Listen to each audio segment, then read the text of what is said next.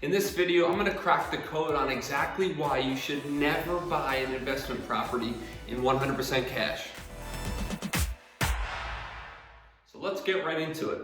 I'm going to use an example to talk through today's lesson so you can really visualize it and the decision that you have to make for yourself.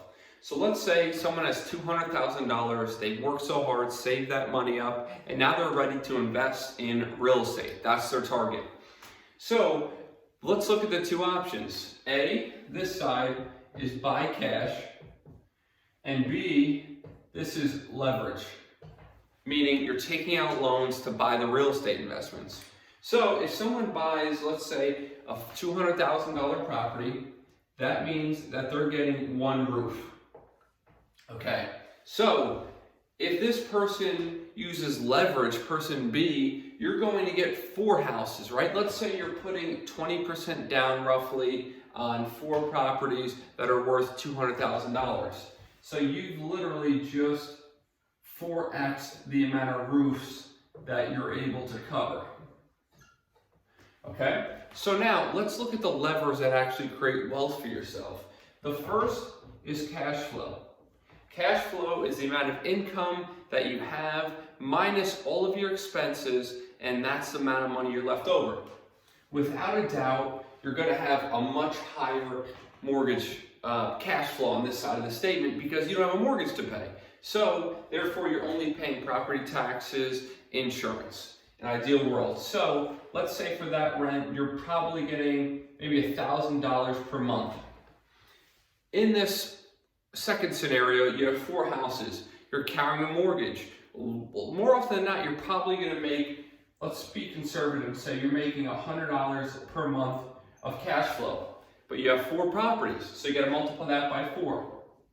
So your total here is $400 per month in cash flow, looking apples to apples. Yes, this property looks so much better right now, but let's look at the other levers that create wealth in real estate. So here you have equity paydown. So every month, the mortgage that you pay on this side, meaning the rent's paid, the rent comes in, you're paying out your mortgage, you're actually building equity in the property because a little bit of your mortgage gets paid down. So let's say in this case, that's $200 per month of equity that you're actually paying down in the house. We have to multiply that by 4 because you have more roofs now. So 4 times 2, that's $800 per month. Okay, and now this is obviously not applicable because you're not building equity. You already have the asset paid out in full. None of your mortgage is being paid down because you don't have one. And then the third, the biggest lever, arguably in most markets, is going to be appreciation. And appreciation is simply the value of your home going up. We're making an assumption here. We're investing. These homes are in desirable areas. Population's trending up. Job growth is going into that area. So we're assuming that we have some sort of appreciation. So we're going to assume we have 3% appreciation. Let's be conservative here. 3% is a reasonable number on an annual basis. So this person only owns 1 house.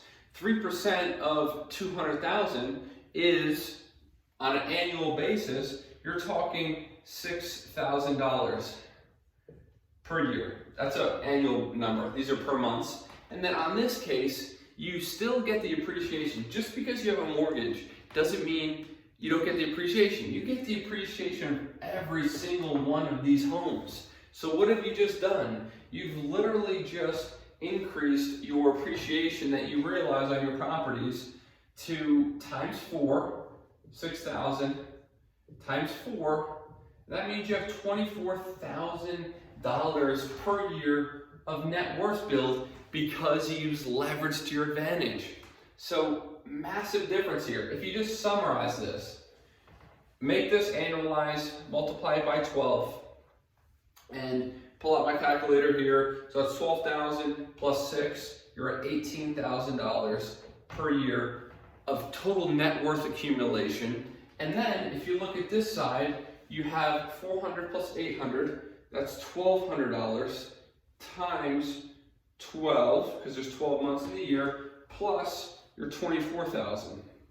You're at $38,400 $200 by using leverage and incorporating your 200 instead of just dumping it into a single asset. You've built equity and continuing to grow your net worth much quicker, over double the pace, just by using leverage and debt to grow your net worth. And eventually all these properties will be paid off in due time, and then you're going to have these numbers to look at times 4 instead.